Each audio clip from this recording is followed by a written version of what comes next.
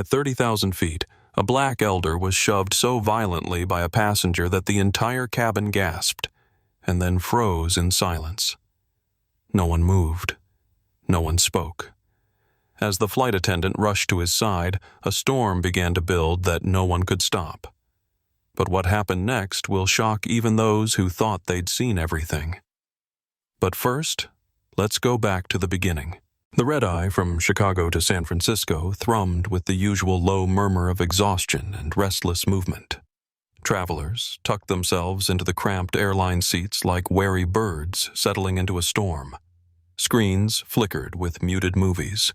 Overhead lights dimmed one by one, and the metallic scent of recycled air hung heavy.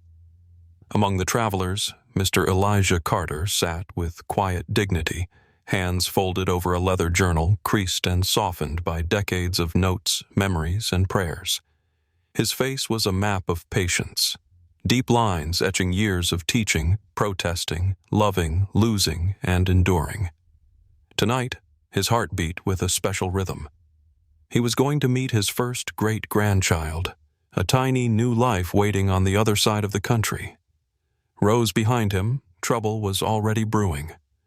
Darren Walsh, thick-set with a permanent scowl, shifted aggressively in his seat, elbowing the air, sighing theatrically at every perceived inconvenience. His muttered complaints weren't whispered but deliberately pitched just loud enough. These flights get worse every year, packed with people who don't know how to act. His words weren't just angry. They were targeted, dripping with an ugly familiarity passengers recognized but pretended not to hear. Eyes flickered toward him, then quickly away. No one wanted a confrontation at 30,000 feet. The moment of escalation came sudden and sharp, like a crack splitting a calm pond. Elijah, steadying himself with his cane, rose and carefully stepped into the aisle. Darren surged up, blocking his path, the muscles in his arms coiled with hostility. Without a word of warning, Darren shoved Elijah with the heel of his palm, a sneer curling his lip. "Move it, old man," he spat, the words snapping through the cabin like a whip. Elijah stumbled hard, his cane clattering to the floor. His body collided against a seat back with a sickening thud, drawing a collective gasp from nearby passengers. For a heartbeat, the world seemed to pause. The hum of the engines, the flicker of the screens, even the shallow breathing of the witnesses froze in stunned disbelief. No one moved. Eyes darted nervously, faces stiffened into masks of pretend indifference. Fear, ancient, corrosive, and paralyzing, settled like a fog.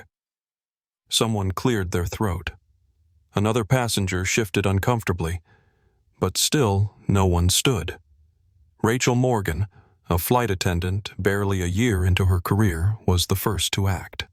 She rushed down the aisle, heart hammering against her ribs, her hands trembling as she knelt beside Elijah. He winced but offered her a thin, embarrassed smile, the kind of smile worn by people too accustomed to being hurt. Rachel's throat tightened. This wasn't just a fall. It was an assault against a lifetime of dignity. Meanwhile, Darren leaned back smugly against his seat, arms folded, his eyes daring anyone to challenge him. He expected, at worst, a perfunctory scolding, a slap on the wrist before he went back to his movie and his plastic cup of whiskey. He had no idea that tonight things would not go the way he thought. Not this time. Not with Rachel watching. Not with justice stirring awake among the frightened faces around him. Rachel knelt beside Elijah, her palms gently brushing across his arms and shoulders, searching for signs of serious injury. Elijah waved her off with a small, weary motion, the corner of his mouth lifting in a reassuring smile. "I'm all right, honey," he murmured, voice steady but thin. Yet Rachel saw it. The raw, unmistakable flicker of pain in his dark, kind eyes. Not just physical pain, but something older, heavier. The pain of being hurt in front of witnesses who chose to look away. She straightened, heart heavy, and surveyed the cabin. The passengers had retreated behind their thin shields of pretense, suddenly fascinated by seatback screens, magazines, tray tables, averted eyes, stiff bodies. Sleep feigned with a little too much effort. No one spoke. No one reached out. No one demanded better. Rachel's stomach churned. The silence roared louder than any words could. It wasn't just cowardice. It was complicity. Her mind flashed back to childhood afternoons, sitting cross-legged on her grandfather's front porch, listening to his gravelly voice recount battles fought in streets and courthouses, churches and buses. He had always told her the truth. Sometimes the worst wound wasn't the blow itself. It was the world's refusal to see you bleed.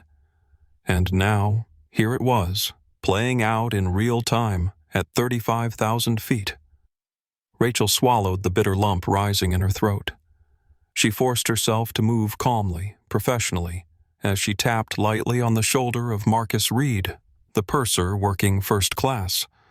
Marcus was tall, broad-shouldered, with a deliberate stillness about him, like a man who measured every word because he knew the cost of speaking wrongly. Rachel leaned in, her voice low, almost trembling, as she laid out what had happened. Marcus's face hardened, the easygoing lines around his mouth sharpening into something unyielding. He didn't need to ask for details. He had seen enough in his years flying these routes to recognize the pattern. Darren Walsh wasn't merely rude. He was sending a message. Some people matter, and some don't. And when no one spoke against him, the message was confirmed. Protocol demanded restraint. Airlines prized discretion above disruption. Normally, a warning would suffice. A few careful words designed to pacify both sides. A problem minimized, sanitized, tucked neatly away so that no one had to feel too uncomfortable. But Rachel's eyes burned with unshed anger, and Marcus, seeing the fire in her, felt his own long-buried rage stir. In a silent exchange that needed no words, they agreed. Not this time. This time, the quiet would not win. Rachel adjusted her blazer, steadying her breath. Marcus stepped away toward the cockpit, muscles tense under his uniform. No alarm was raised, no shouting erupted, but something fundamental had shifted aboard that plane. A fragile, invisible thread pulled taut between justice and surrender. It would either snap or hold. And before the night was over, everyone on board would know which. Marcus Reed moved with a deliberate stillness as he crossed the narrow aisle toward the front of the plane. His hand reached up, flicking the intercom switch with a crisp, unhesitating motion. His voice filled the cabin, not loud, but firm, clear, and carrying a weight that sliced through the uneasy quiet like a blade. "Ladies and gentlemen," he said, the calm authority in his tone commanding attention. "We are committed to maintaining a safe, respectful environment for all passengers. Disruptive behavior will not be tolerated. We appreciate your cooperation." No names were spoken, no accusations pointed. But the meaning settled over the cabin with the unmistakable thud of a gavel. Heads turned, eyes widened. Breath was collectively held, as if the entire plane sensed the tide beginning to turn.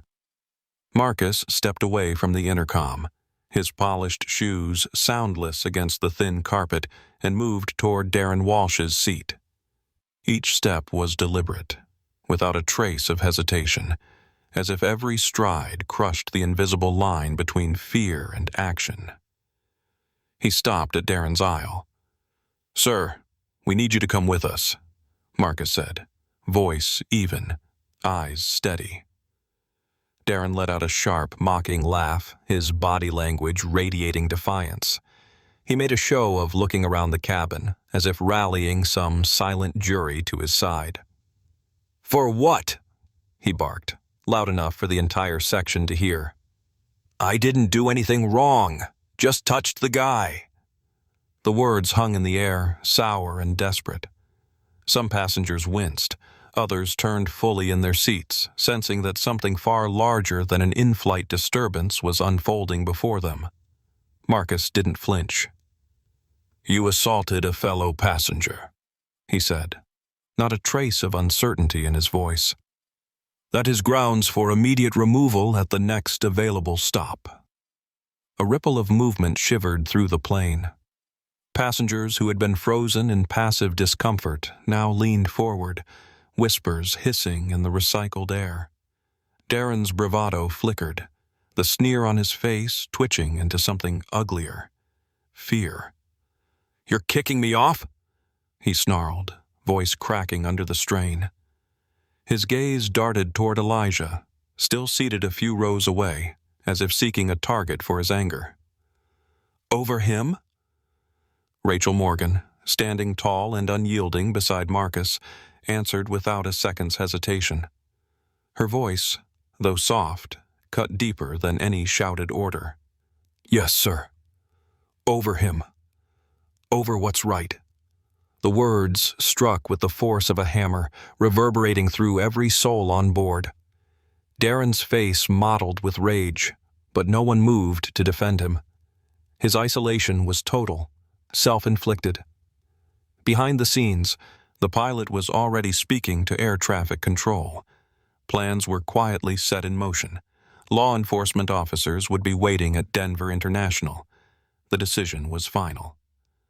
As the aircraft banked gently, beginning its descent, the air inside the cabin shifted in a way that was almost palpable. Where moments ago there had been fear and paralysis, now there was something new, a brittle, electric sense of hope. Small, almost imperceptible gestures began to bloom. A man across the aisle rose awkwardly and offered Elijah his seat, voice trembling with apology. A woman leaned across the aisle, her hand finding Elijah's weathered one, squeezing it with a silent message. "You matter." Elijah, who had witnessed enough cruelty in his lifetime to recognize both hatred and healing, smiled softly, a tired, knowing smile. Not a smile born of triumph or vindication, but something deeper, recognition that, at least for tonight, dignity had not been abandoned at 30,000 feet. Outside the windows, the lights of Denver gleamed like a promise. Inside the plane, a quiet revolution had begun. The wheels kissed the runway with a soft jolt, and the plane rumbled to a steady halt at a far-off gate. The cabin lights brightened, stark and unforgiving, illuminating every tense face, every set jaw, every clenched hand. It felt as though the entire plane held its breath, waiting for what would come next.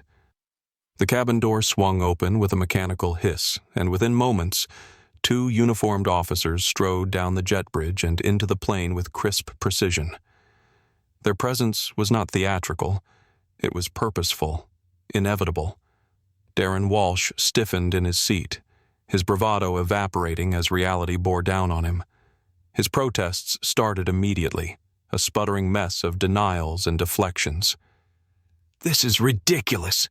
You can't arrest me for nothing. I was just defending myself."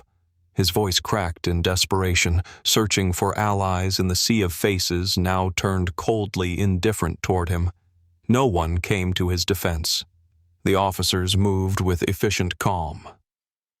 Darren's hands were wrenched behind his back, and the cold snap of handcuffs echoed like a final punctuation mark across the stunned cabin. As he was hauled to his feet and marched down the aisle, a murmur rose. A ripple of sound that grew, gathered strength, and became a storm. Applause. It started hesitantly, as if people needed permission to celebrate what was right. Then it swelled, filling the cabin with clapping hands, relieved smiles, grateful tears. It was more than just the removal of a disruptive man.